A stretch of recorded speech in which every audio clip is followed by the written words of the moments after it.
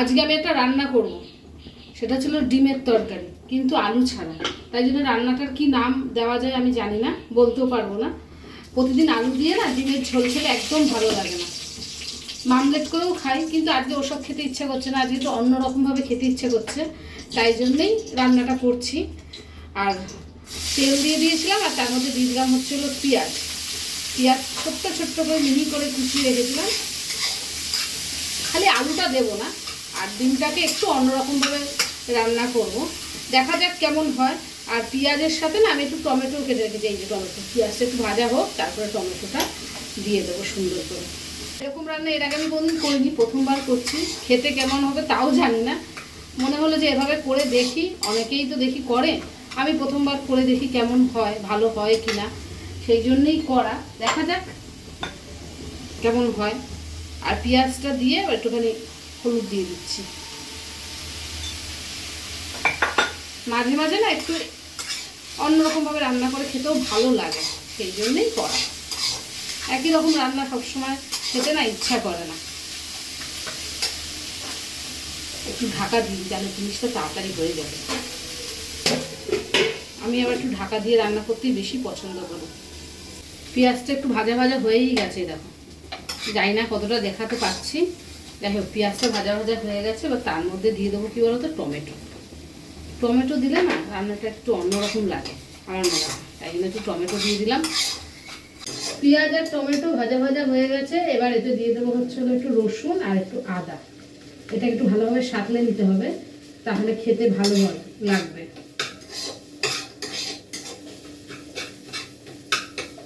একটুখানি দিয়ে দেবো হচ্ছে জল।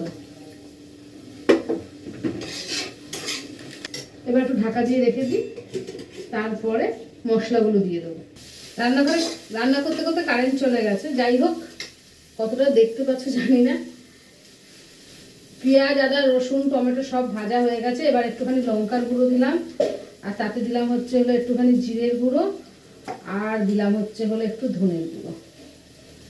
আর নুন তো দিতেই হবে স্বাদ অনুযায়ী, যার যেরকম স্বাদ লাগে সে সেরকমভাবেই নুনটা দেবে।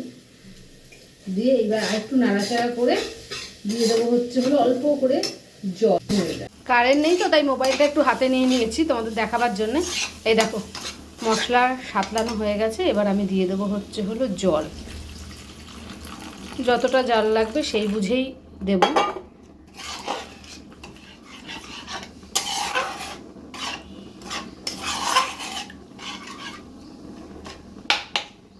আমি আরও একটুখানি জল দিয়ে দেবো।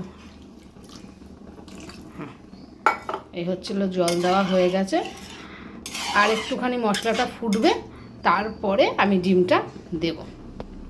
দেখো ঝোল ফুটে এসছে। এবার একটুখানি আমি গরম মশলা দিয়ে দেবো আগে থেকেই, কারণ ডিমটা দেওয়ার পরে আর বেশি নাড়াতে পারবো না, তো তাই জন্য আগে থেকেই গরম মশলাটা দিয়ে দিলাম। দিয়ে এবার গ্যাসটা একটুখানি না কমিয়ে দেবো, এত জোরে ফুটছে তো তার জন্য। এইবার একটুখানি ডিমটা দেব। জানি না বাবা কেমন হবে, চেষ্টা করে দেখি। এই ডিমটা দিয়ে আগে, এই দেখো এইভাবে দিয়ে দেবো একটা একটা করে ডিম, দেখা যাক কেমন হয়। গ্যাসটা কমিয়ে রেখেছি যাতে ডিমটা বেরিয়ে না যায়, মানে এদিক ওদিক ছড়িয়ে না যায়, তাই জন্য।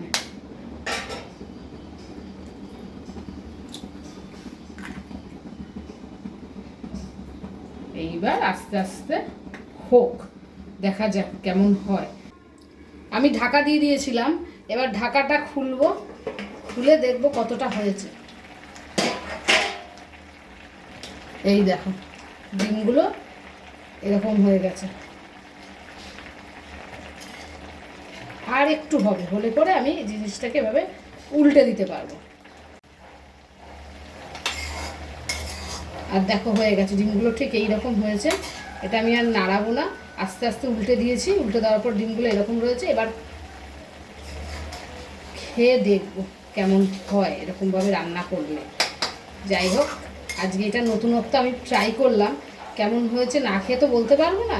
এরকমভাবে অনেককেই দেখেছি করতে, তাই আমি একটু করলাম, করে দেখলাম যে কেমন হয়।